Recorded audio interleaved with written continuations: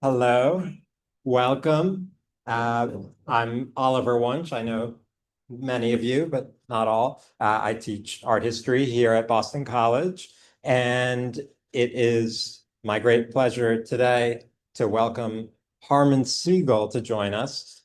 Before I get into Harmon's affiliations and publications, I just say on a personal note, it's really nice to have Harmon here. We've known each other since graduate school. And I remember I was a third year graduate student at the time that Harmon started as a first year student.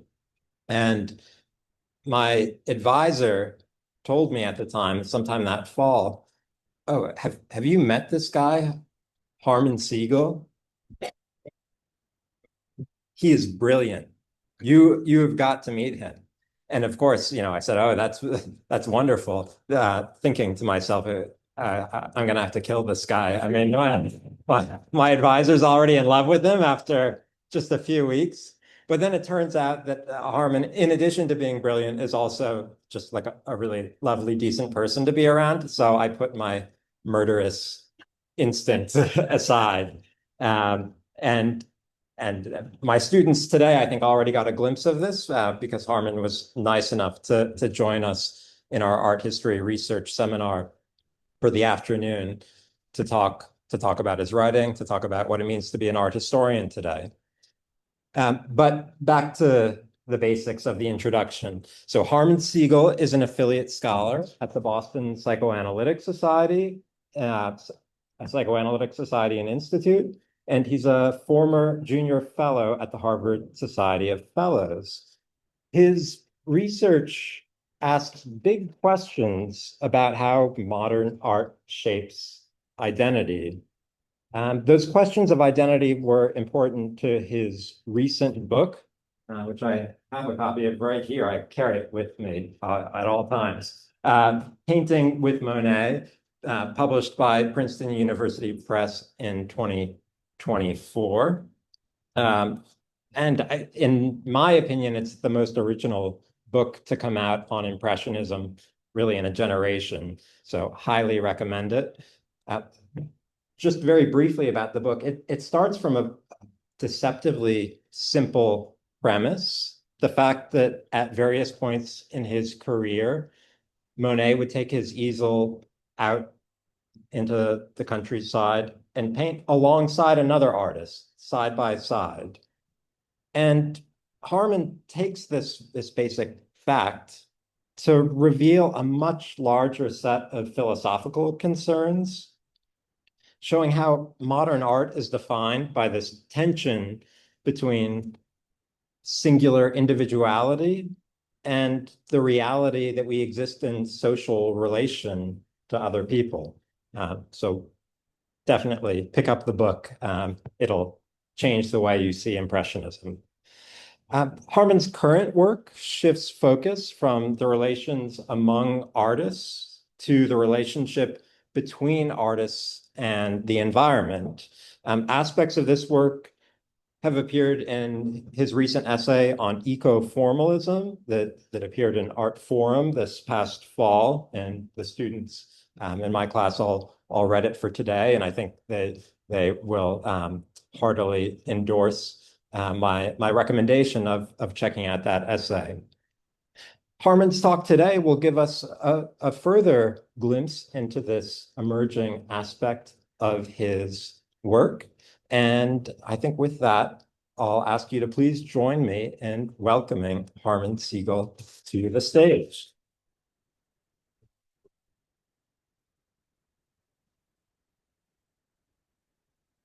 Thank you, Oliver. That was so sweet. So nice.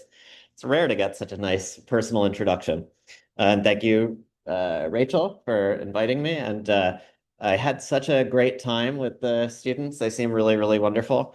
But I can't spend too long waxing poetic because I think I probably wrote something too long for the occasion. And I did have ChatGPT make me a QR code for my book for the end, which is something I've never done before, but I'm in salesman mode. Um, so My talk today concerns 5 miles of the River Seine that today on intercommunal tourist board has called the land of the Impressionists. It stretches from Bison in the north to Marly in the south, and is home to several islands in the middle. I want to start by getting you geographically situated, taking you on a river cruise through this region. We start in Paris, and we go west. Yeah, the map is flipped. Don't worry about it. Yeah. So we go west to Bison, where Caillebotte lived. And he painted works such as this one, which I think we'll all recognize as sort of typical Impressionist landscape. The reflective blue water, the sort of seductive green banks, this clear open sky, very characteristic of the Impressionist landscape and Impressionist riverscape at this moment.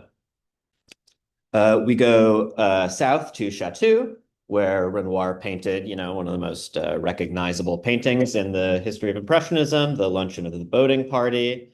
Just a tiny bit further south to the Ile de Choisy, where Monet and Renoir painted side by side. And this is an example of the kind of thing that Oliver mentioned. Just a little bit further up to Bougival, where Renoir painted the dance, this famous picture.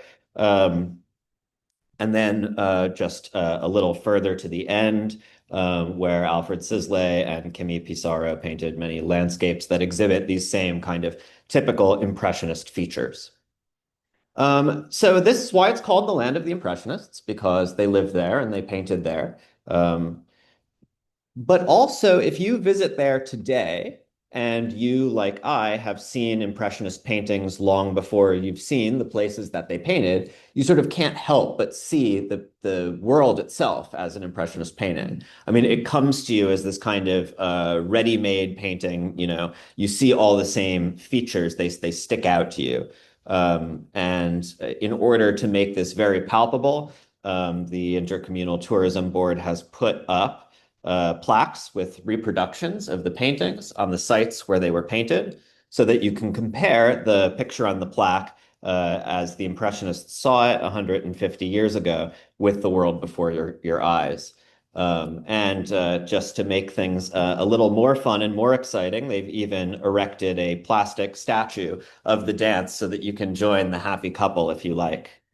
But the mystery that I want to talk about today is that the land of the Impressionists was already world famous 200 years before the Impressionists ever arrived there. And the reason is thanks to this little wedge of grayish blue in Sisley's painting, which is a representation of a building that housed a hydraulic technology that was called the Marly machine. So here is a blueprint sort of image of what it looks like, an architectural diagram. You can see the pumps, you can see the beginning of the weir. I'll talk more about how it worked. Here, a close-up view by the same artist, Alfred Sisley, from 1873, give you a sense of what it looked like at the moment of Impressionism, and then an aerial photograph taken just before its destruction in the 1960s. So I'm going to tell you a story about Impressionism, nature, and nature. And we'll talk about what that means. And the talk will have 5 sections. In the first, I will present to you some facts. I will tell you the story of how the Marly machine worked, why it was built, when it was built, that sort of thing. Then I will explain why I think it's relevant for the study of Impressionism in general and for the relationship between Impressionism and the natural world in particular.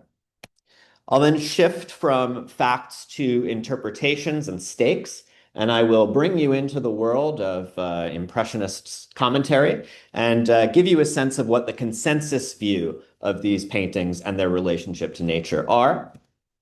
I will then present an alternate context that is entering in the art historical moment, the kinds of paintings that the Impressionists were reacting against. And then finally, I will draw my conclusion. So starting with the facts. The story begins in 1661. Louis XIV has decided to transform his father's small chateau at Versailles into the new seat of royal power. The crown jewel of the palace is going to be its gardens, which would stretch 2.5 acres, emblematizing the regime's absolute power. To maintain its many flowers and supply its extraordinary fountain, the king needed an unprecedented amount of water, far exceeding what could be reaped from the local reservoir. But there was a problem. While the chateau was built just 4 miles from the Seine, it was also around 350 feet higher, separated from the river by the steep hill of Louveciennes. The king's engineers devised a solution as massive as the problem, the Marly machine.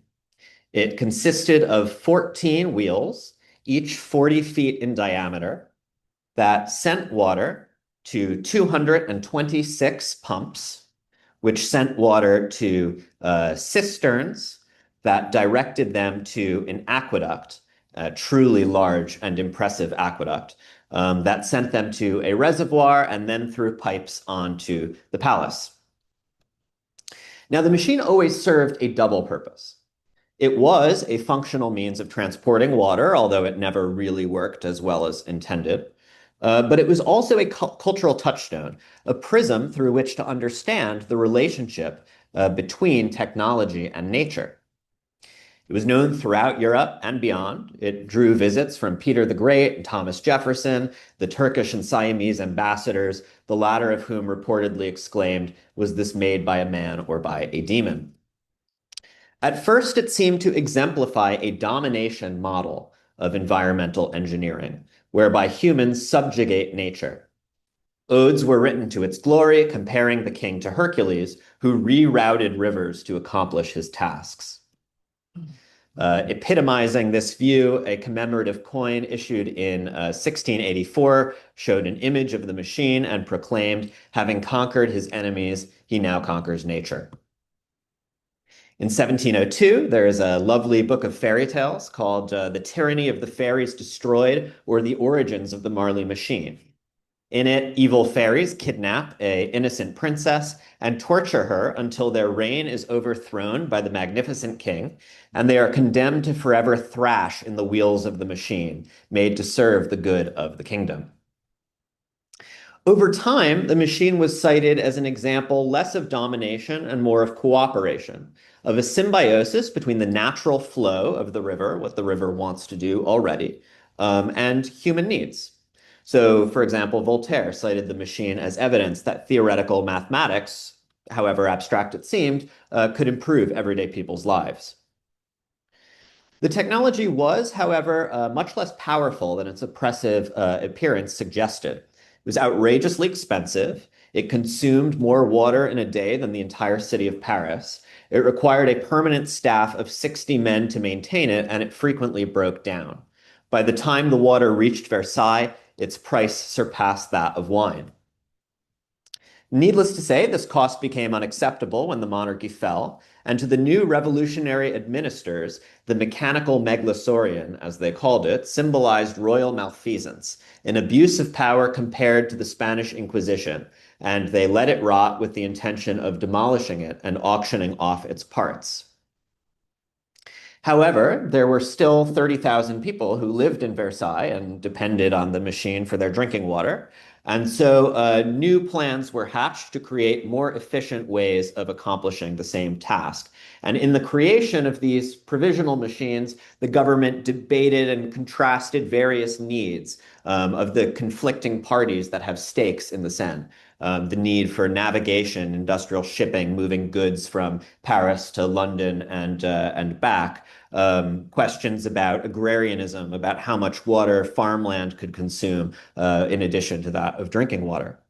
This is an image of the 1811 provisional machine, to which in 1827 was added a steam engine. You can see the chimney there, which supplemented, not replaced, the hydraulic system that was already in place. All the while, it remained a salient touchstone in the cultural imagination, mainly as a symbol of wastefulness. Honoré de Balzac used it as a metaphor for sexual impotence. Victor Hugo called it a Sisyphean task for an ant-like result. The crucial moment in our story came in 1852 when the new emperor, Napoleon III, chose Saint Cloud for the site of his new residence. And Saint Cloud is relatively near to Marly. And so he had a personal interest in updating and making more efficient the technology of the machine. So he brought in engineers to do so, creating the version that was known to the Impressionists. A scale model was exhibited in 1867 at the Paris World's Fair, where visitors from around the world came to study its technology. Handbooks noted how much it had improved on prior solutions, both in this region and globally, with one describing it as the most remarkable work of modern mechanics. Because the water wheel was now housed inside the building, and the building was not open to the public, tourists could now admire it only from outside and wonder how it worked. The machine thus became more integrated into the surrounding landscape, not opposed to, but compatible with its environmental setting.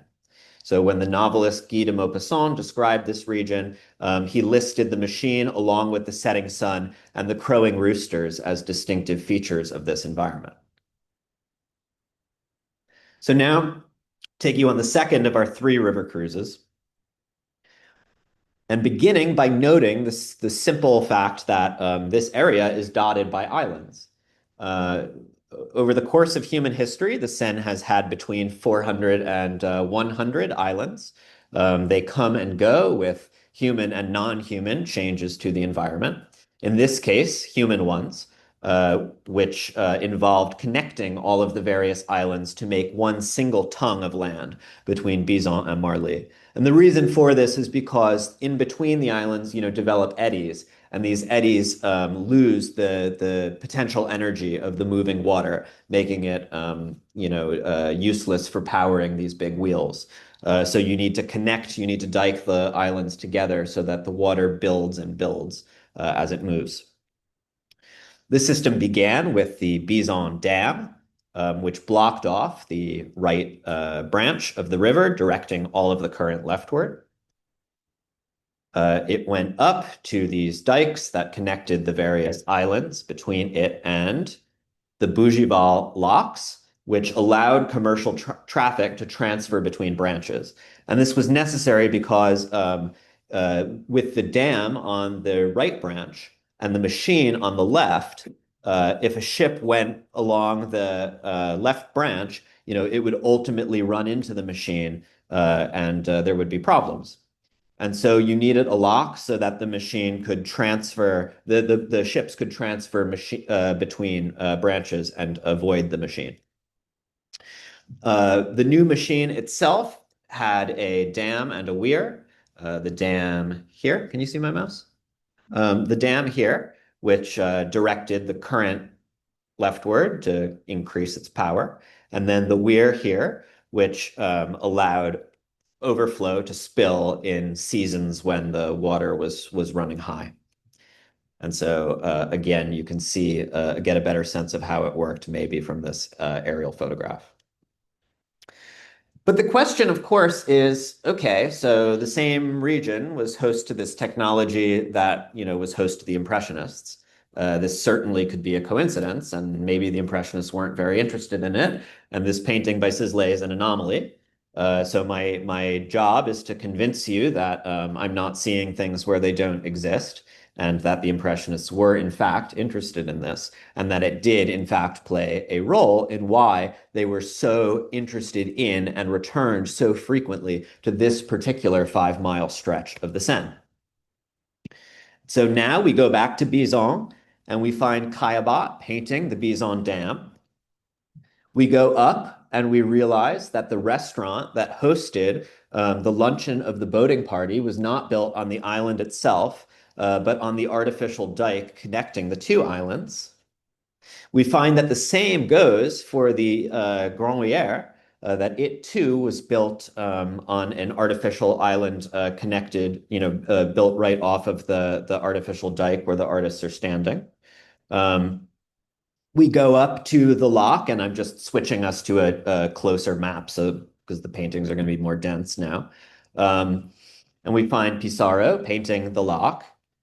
In this one, we see the facade of the machine, which he also painted at close and medium ranges. On the left, painting from the estacade that allowed pedestrians and people who worked in the machine to go from the bank to the machine facade, the building itself. On the right, from slightly downstream. We find that Sisley painted the machine many times at many different ranges and different angles.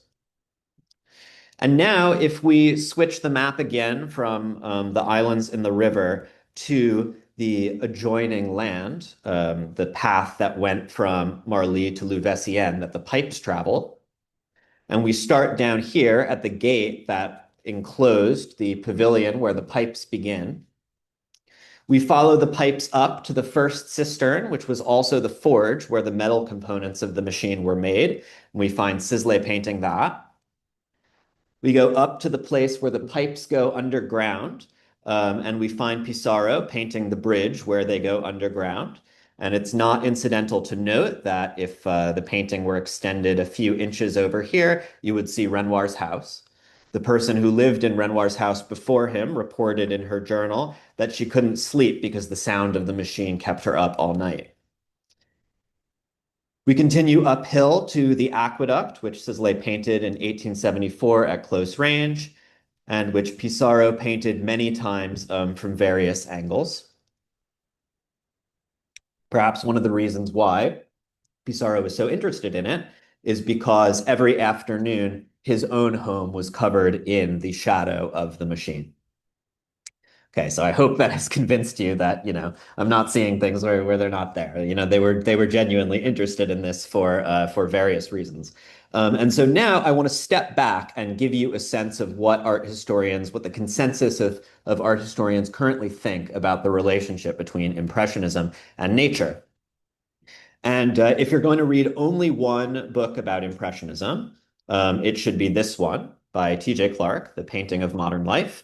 I think mine should probably be second, but definitely you should buy this one first. It is the book that more than anything provided these incredibly nuanced readings that set the standard that people now think about how these paintings work. So what could be more natural than this? That's the question, yeah? And from the time that the Impressionists painted till roughly the publication of Clark's book, with some precursors along the way, there was an idea that the Impressionists were the great painters of nature. Not only did they paint natural scenes, but they painted them in a natural way. The Impressionists did not intervene in the landscape that they were painting. They copied it just as it looked to them. And they did so as a kind of natural response to that natural landscape. Monet's motto was, "I paint as the bird sings," as this kind of spontaneous, instinctive, natural response to the natural environment. And yet, as John House writes in a book called Nature into Art, attempts to treat their paintings as, in scare quotes, natural, come up against insuperable problems. For all ideas of the natural are themselves historical, generated within a particular culture, and they demand historical analysis. Now, what he means by this, right, is that human beings are historical creatures, and we have practices that change over time, and we have language, and we have concepts, and we don't encounter the world immediately, but through the kind of screen of our concepts, of which nature is one. So if we want to understand what the Impressionists painted when they purported to paint nature, we need to understand the concept of nature with which they were working.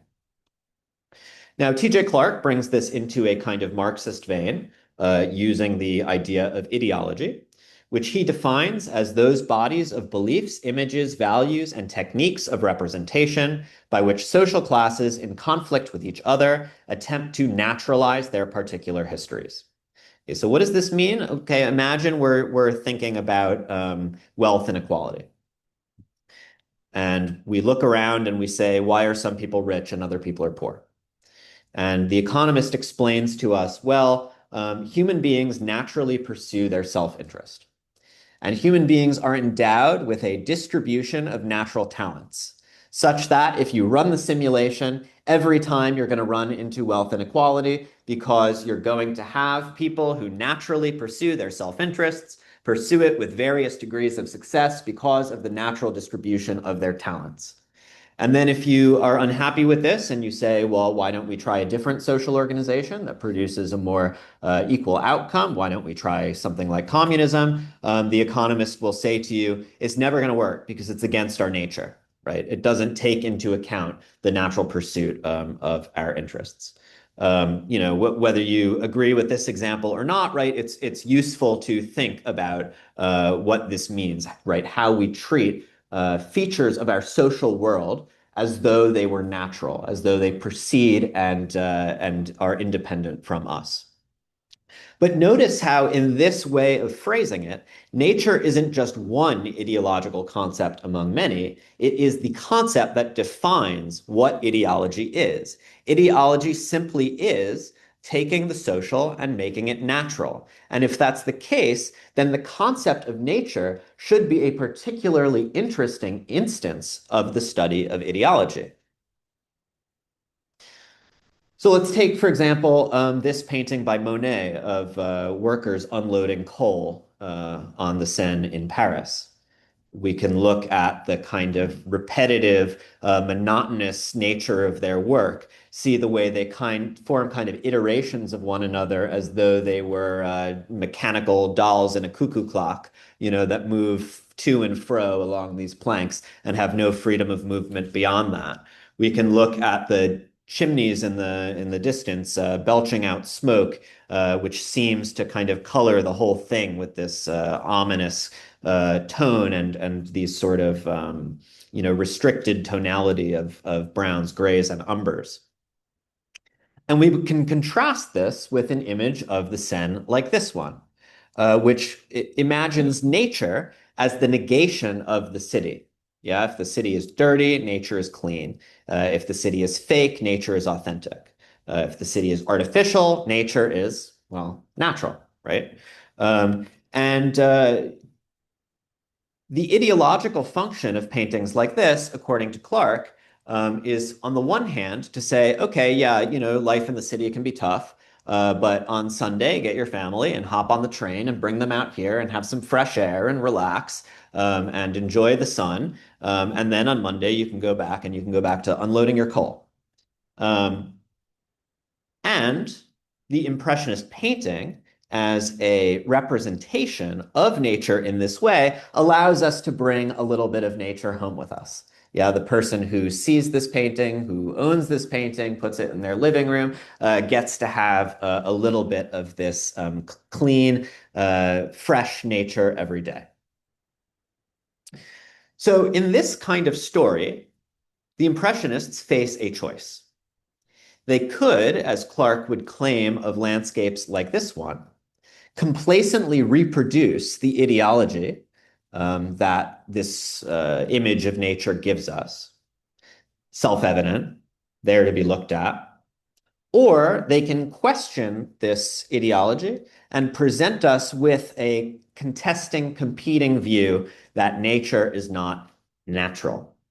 And Clark gives this just incredibly ingenious reading that I can only sort of point to, where he directs our attention to the juxtaposition between this kind of cake frosting, almost abstract squiggle on the woman's hat and the chimney in the distance, whose architecture rhymes with the masts of the boat and with the rigging, and which is sort of tucked away here, as though to say, well, on the one hand, we're not going to turn our face from the industrial production that goes on in this area.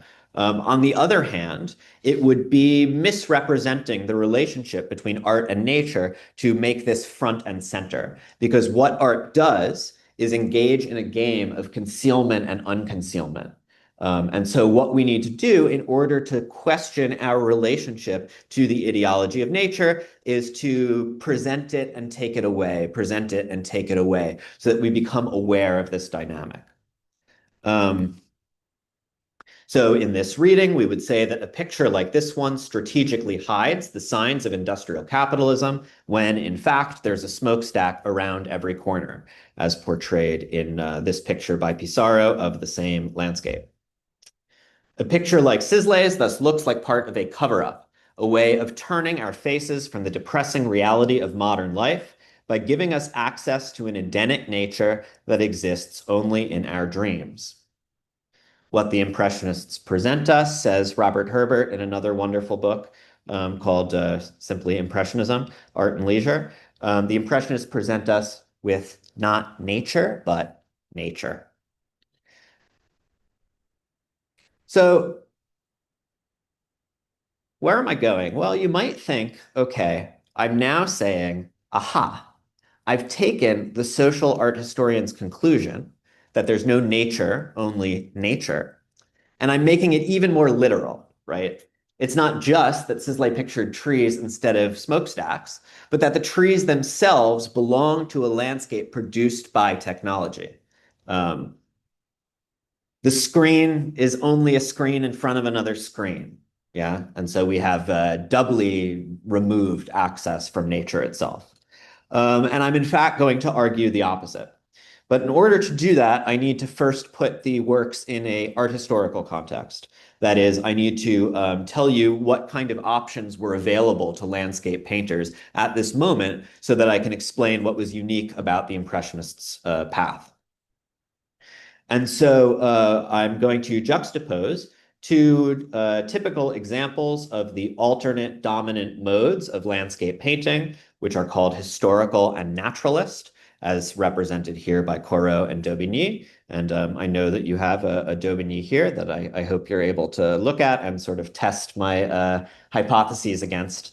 Now, these two modes of landscape painting are fundamentally opposed in important ways, especially with respect to their engagement with nature. And I'll tell you a bit about that. However, they have opposed approaches to the same goal. And that goal is compositional unity. Compositional unity means that you should be able to ask of every element in the landscape, why is this here and not there? How does this element relate to every other element and to the whole of the picture? And there are many reasons ranging from practical to philosophical for why this was so important. But there was an idea that the unity of the picture is what gave the picture its independence from the beholder and from the wall, made it an object worthy of attention, and distinguished it from other more everyday forms of representation.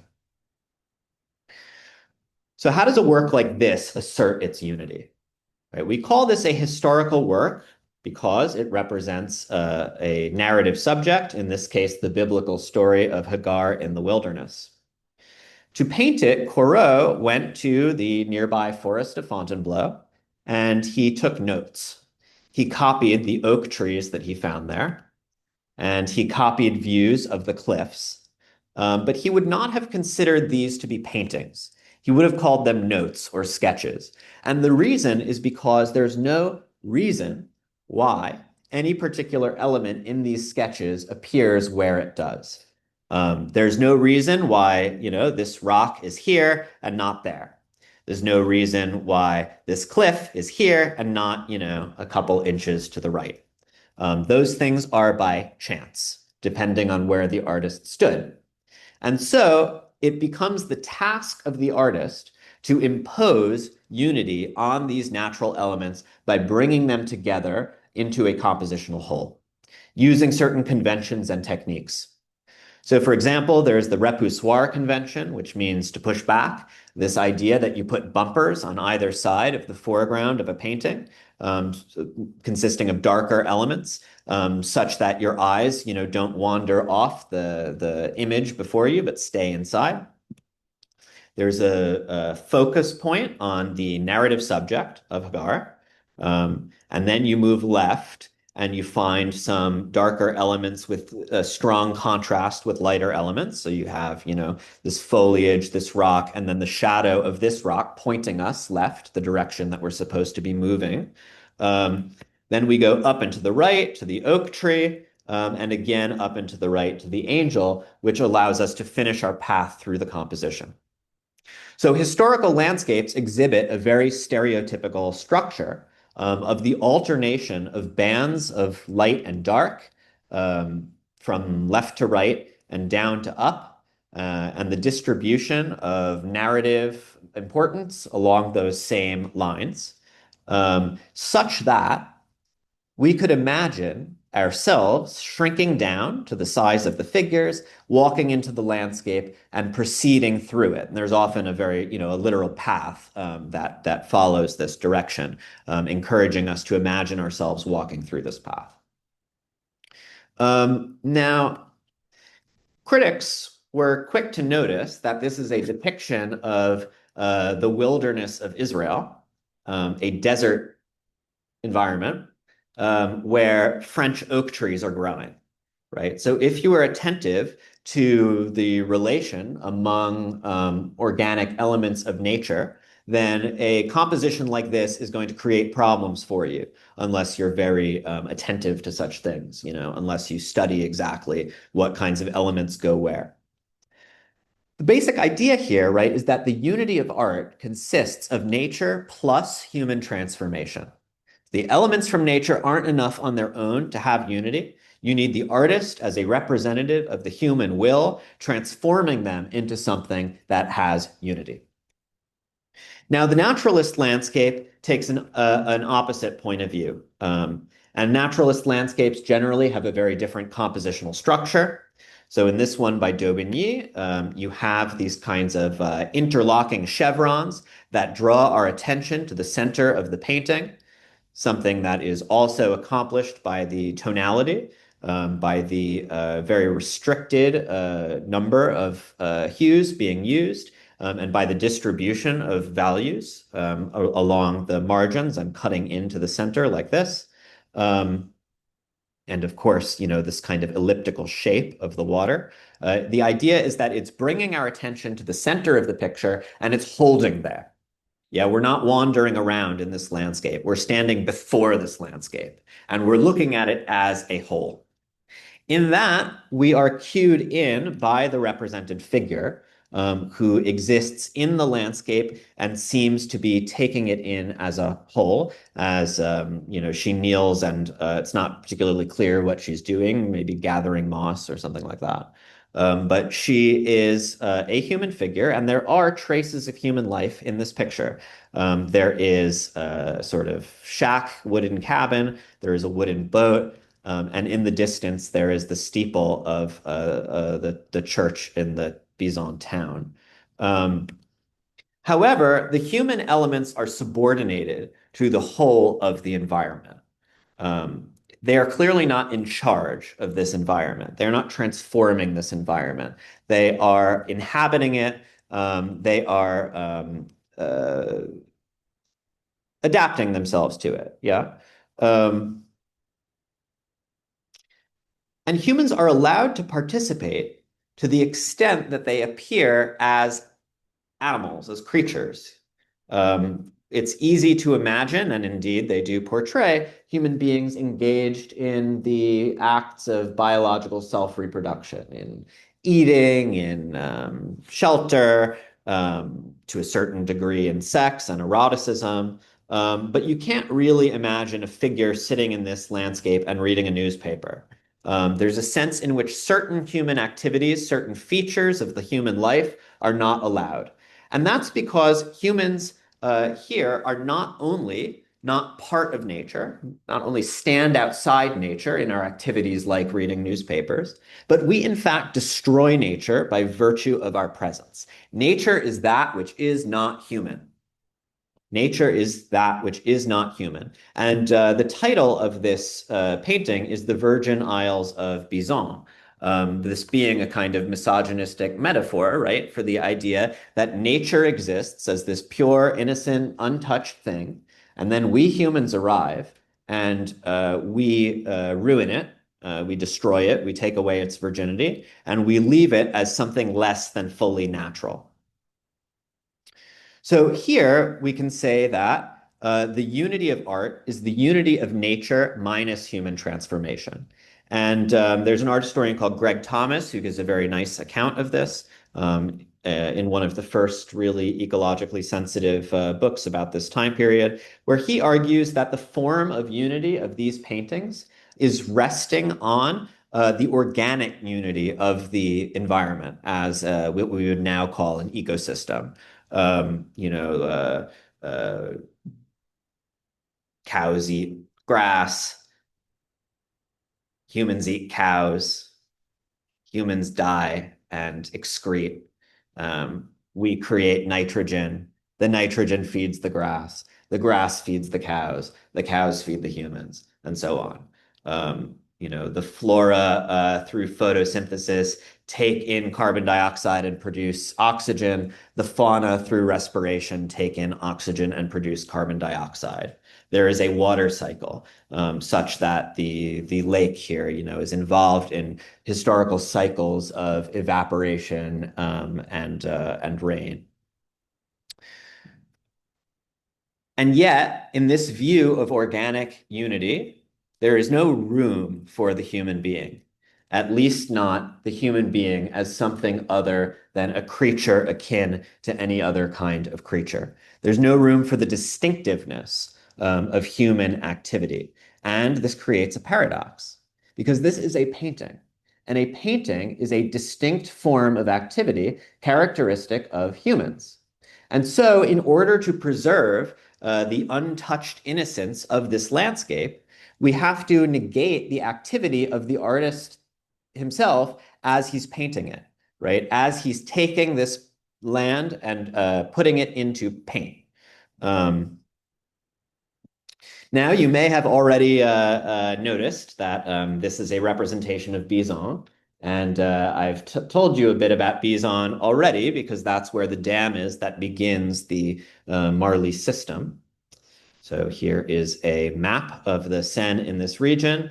And the yellow in this map is a representation of excrement and sewage, because here at Asnières, there were the sewer drains for the city of Paris. And so the waste is deposited here and then follows the shape and depth of the river to settle on the bottom at various points along it. Now, Daubigny was painting either here on the part, here's the dam, right?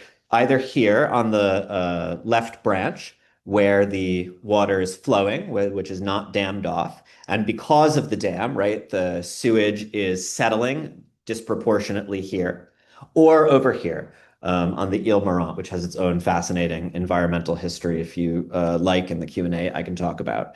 But similarly engaged in this relationship between human engineering and the non-human world. And you can see that this is also a place where the excrement builds up.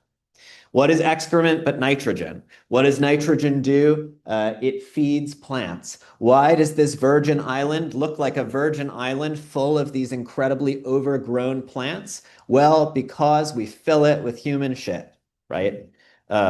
This is not nature separate from the unity of the human being. This is nature fully integrated into the history of human activity and environmental transformations. And so, while apparently opposites, historical and naturalist landscape make the same mistake. They locate compositional unity in the disjunction between humanity and nature. For the historical landscapists, nature does not include human beings who stand outside it and order it. For the naturalists, it includes humans only insofar as we disavow the distinct activities of our species, the transformative activities such as building Marly machines, a picture that leaves no room for painting as a distinct and distinctly historical form of human activity. Now, the Impressionists engage with the machine in an attempt to acknowledge the inexorability of human action with nature from a conception of artistic unity that rests on that of environmental unity. Okay, so I'm going to try, and this is, I know it's a sort of abstract point, but I'm going to try and make it concrete with 3 paintings that will conclude this lecture. First, we're going to look at Sisley's 1873 picture of the machine at close range, depicted from upstream. We face its eastern facade, which dominates the composition, connected to the mainland by the pedestrian bridge at center left, the linearity of which is interrupted by a locked gate, which prevented unauthorized visitors from entering the restricted area. Where the bridge terminates, close to the painting's right edge, Sisley indicated the beginnings of the platform, and in some ways this work nods to the conventions of history landscape painting. Its low horizon and its spacious sky make some room for the viewer's gaze to ascend the lateral axis. This tall tree at left, which is in fact a Liberty tree, one of these trees that was planted to commemorate the French Revolution. This tree functions as a bumper repoussoir. And most importantly, the pedestrian bridge reaches a point on the bank that is contiguous with our implied position.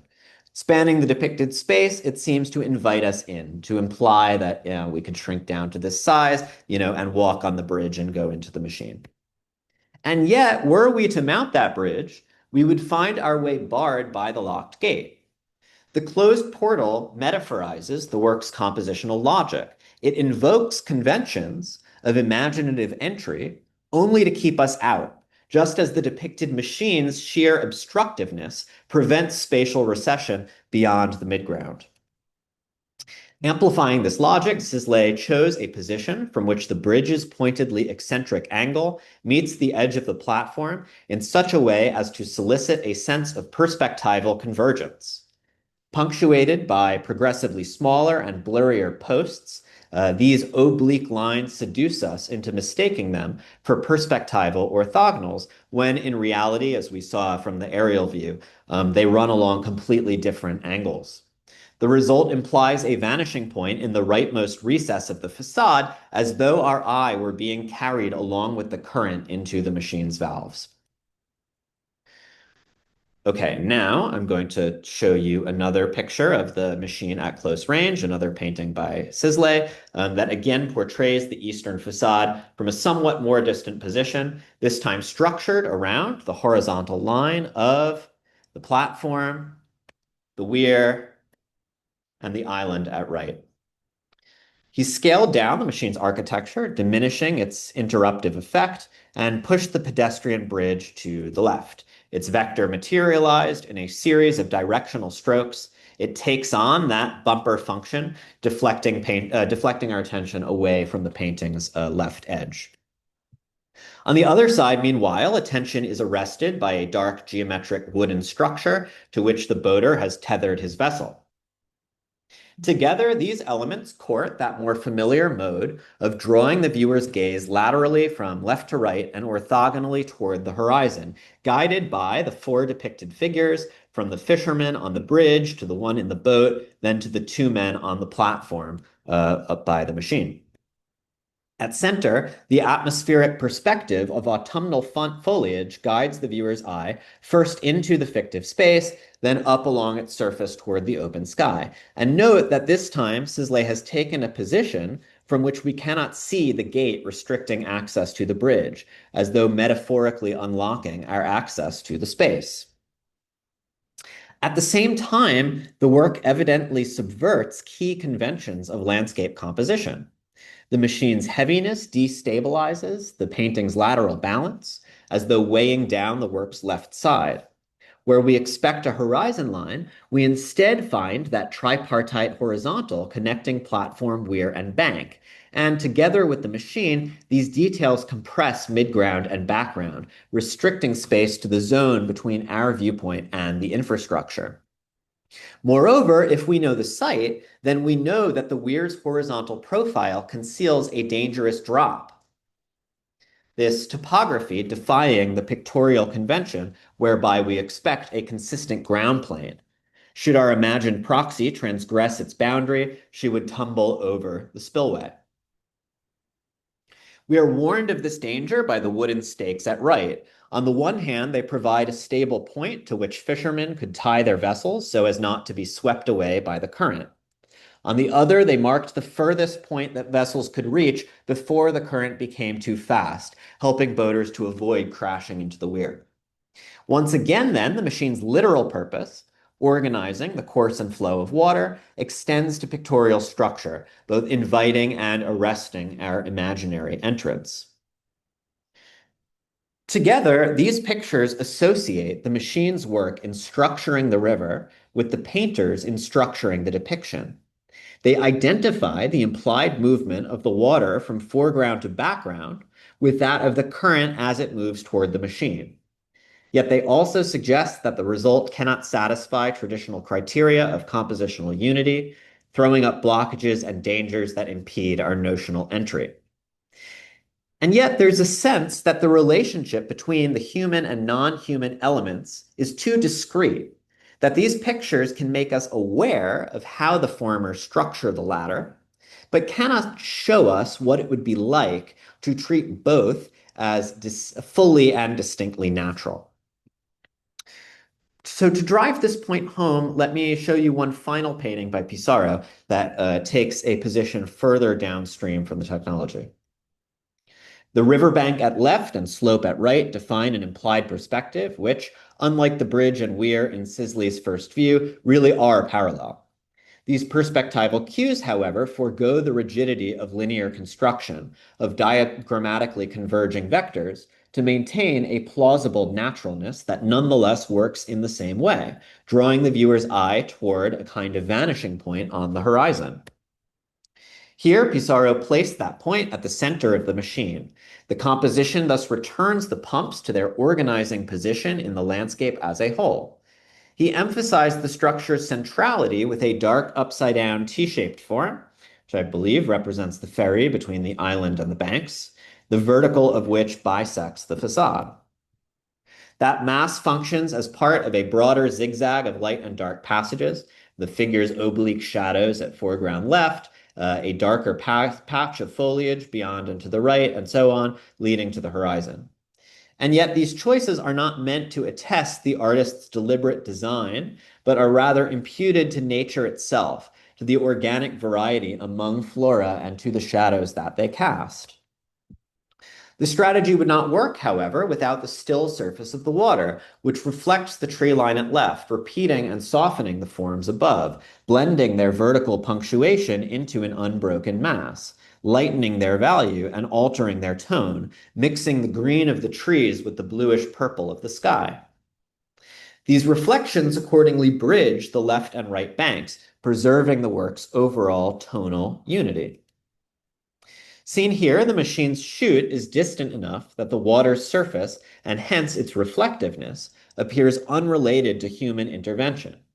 Yet, if we know how the machine works, which we've learned partly through other paintings by Pissarro and Sisley, then we know that this surface is calm enough to be reflective only thanks to human intervention, to the deliberate engineering of the Marly system of the Seine from Bison to Marly. The same goes for the width of the banks and the density of the foliage and their color, not because the artist decided where they should go, and not because human beings have been expelled, but because human and non-human nature have come together in an environmental unity. Thank you. And look at that QR code.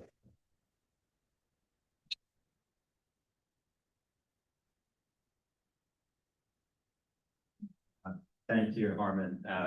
Characteristically brilliant. And yeah, I really appreciate how you manage here to show us something new about Impressionist painters, show us specifically that they're thinking deeply about the relationship between humans and their environment without giving into the temptation of turning them into environmentalists in their time, without trying to force a connection with our moment. Yeah. I could say more about that, but I want to give everyone here a chance to ask questions. We've got time for a few. So who would like to start us off? While you're formulating questions, maybe I'll slip in one that that I've been wanting to ask, which is really about what I was just saying. I think it's it's tempting to try to make the case for what we study by saying, ah, look, impressionists can can show us how to be environmentalists because they were thinking about this long before we were. And you're not going down that easy route. On the other hand, I think you probably wouldn't be writing about this if it weren't for the fact that we're interested now because of climate change and the relationship between humans and their environment. So how do you balance those two? On the one hand, you're writing about this topic because of what's going on in our time, but on the other hand, you're not trying to treat the Impressionists as somehow proxies for us in our moment. Yeah, thank you. So it is partly because I think in our moment we can make a conceptual mistake, which is to think that being an environmentalist entails trying to go back to some pre-human nature. And there's been a lot of beautiful historical work about this, about things like national parks, and then more recently about, sites in historical France, like the Fontainebleau Forest, that these were, created. The Fontainebleau Forest was created as it was, first to be a hunting ground for the king, and then to be a lumber, a source of lumber for that industry. Being an environmentalist doesn't mean that we try and restore nature to something that it looked like before us, because nature is always changing and we're part of nature, and our history is engaging with the non-human world and mutually transforming one another. That doesn't mean we don't have a responsibility to the world that we live in. In fact, we can only make good on our responsibility if we have a, true view of what nature is and our place within it. Yeah, which is to say we need a view of nature that doesn't exclude the human. And so while I don't want to make, as you say, the Impressionists into kind of, activists, proto-environmentalists, and so on, I do think they show us something, right? They do what only art can. We were just talking about, the belief in art as as an important and distinct form of human activity. They do what only art can, which is to make sensible and visible certain truths about the way that human beings relate to one another and the world. And so in the process of making them visible, we learn through a kind of sensuous modality that we don't other have access to. Yeah. Great. Thank you. Questions?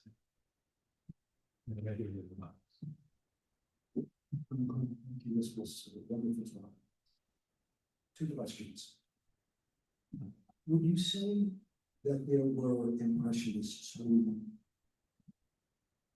held on to realism more strongly than some of the others, were more reluctant to let go of it? They wanted to portray the environment as it was.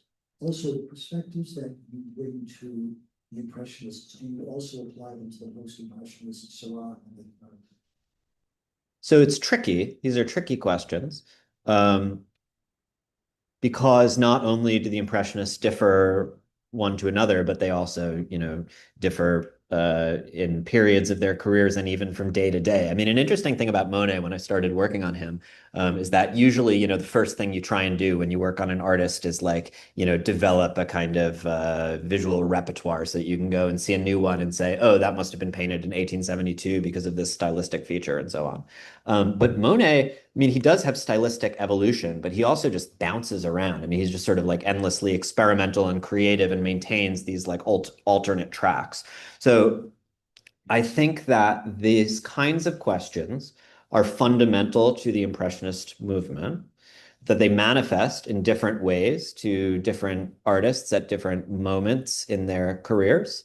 That for Renoir, for example, they have much more to do with the nature of human behavior and what it means to think about a human being as an animal, and in particularly a sexual animal. That's what I've written about Renoir so far. I think for Morisot, there's an interest in the environment as a kind of habitat, the question of how we relate to the world as kind of embodied beings, and what it means to kind of belong to the world of a city, of a living room, of a garden, of a river, and so on. The post-impressionists, it's again hard because there's diversity among them. But Seurat, for example, it's Clark pointed out, and I guess now there's question about it, but I mean this map makes it pretty clear, I think, that where he painted the Grand Jatte and the bathers was precisely where the sewer system let out. And there's a question about, the degree to which this information is relevant to the interpretation of the paintings. Seurat, though, it's kind of tricky because, he's in some ways an idealist. He's painting figures that are not representations of people, really, so much as representations of kind of phantom figures in a frieze, very influenced by sort of idealist painters at that moment. I mean, he's an endlessly complicated figure. And I think Cézanne has very interesting engagement with quarries, thinking about the relationship between the human activity of turning land into cubes, right? And his kind of, people don't like this word, but proto-cubism. There was just a book about Van Gogh and nature that points out some things about pollution. But I did want to say one more thing about Monet, actually, while it's on my mind. So Monet has that famous series of poplars, and the poplars are there for two reasons. One, because since prehistoric times, the humans who inhabited the Seine have planted them there to hold the soil in place so that there isn't flooding. And second, because of the lumber industry. And Monet was well aware of these dynamics because while he was painting them, the person who owned them put them up at auction.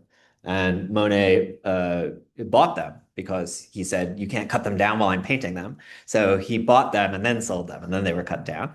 And then, his famous garden at Giverny, I mean, that's probably the most famous pond in the history of the world. When he arrived there, it was a puddle. And he brought in engineers to build, hydroengineering to bring enough water that it would become an impressive pond, that it would have the right temperatures, that you could cultivate different plants. He had to learn, what kind of environment, different kinds of flowers and lilies like. And there's these incredible letters between first him and the mayor, and then him and his wife, where first he's pleading with the mayor, please give me permission to divert the public water. And then he's writing to his wife like, oh, the mayor is such a moron. Like, I'm like the greatest artist ever. And, I'm going to make these paintings that are going to change the history of art. And, he's mad that I'm going to like take away a little bit of water from the miller next door. So, this is like a present issue throughout Monet's career. And I think, yeah, it pops up in different ways for the Impressionists at different points. Thanks so much. Fantastic. Wonderful visuals.